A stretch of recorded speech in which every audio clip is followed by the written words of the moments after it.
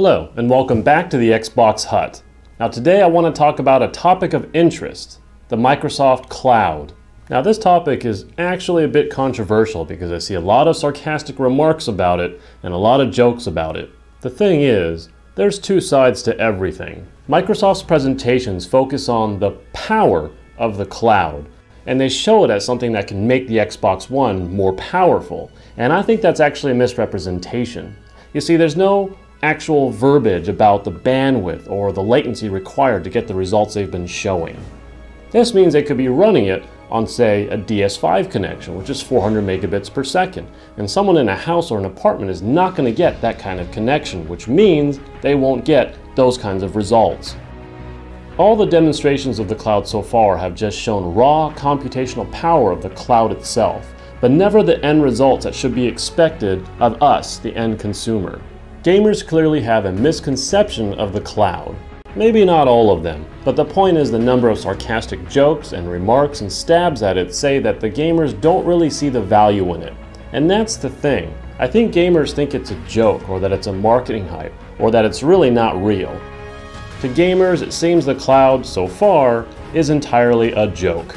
I've been spending a lot of time playing Forza Motorsport 5, and I have to tell you, I have now witnessed how the cloud works in action with what they call drivatars.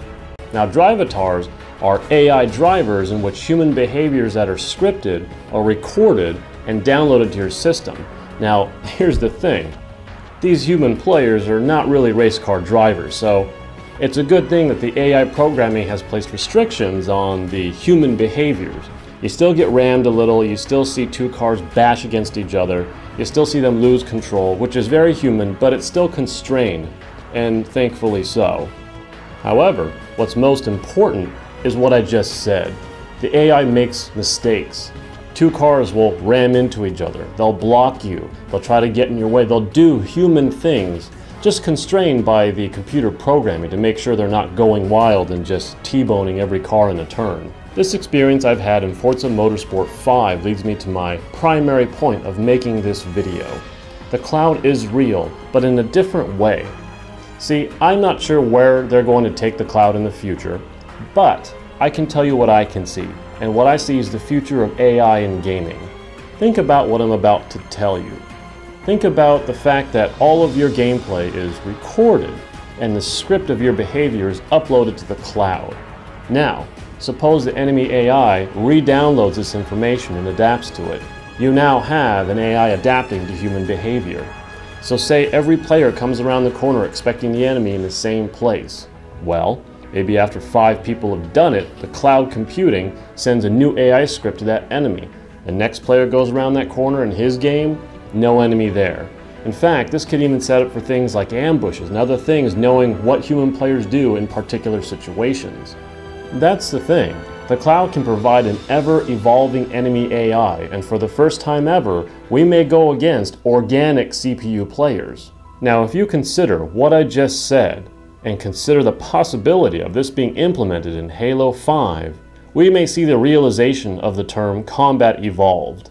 How do we beat bosses? We wait for them to show their weakness. They have patterns, things we look at and say, oh, there's the opportunity, and I strike. What if you take that away? What if the boss is always learning as more and more players are fighting the boss? What ends up happening is it requires actual skill.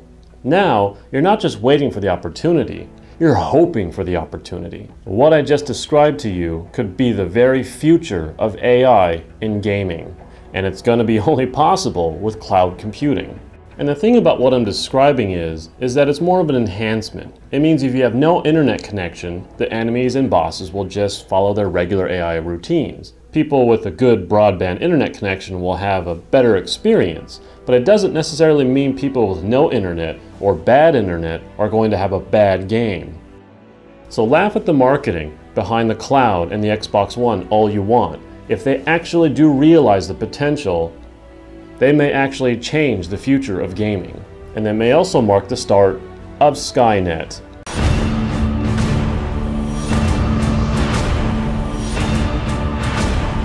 I'll see you next time on the Xbox Hut.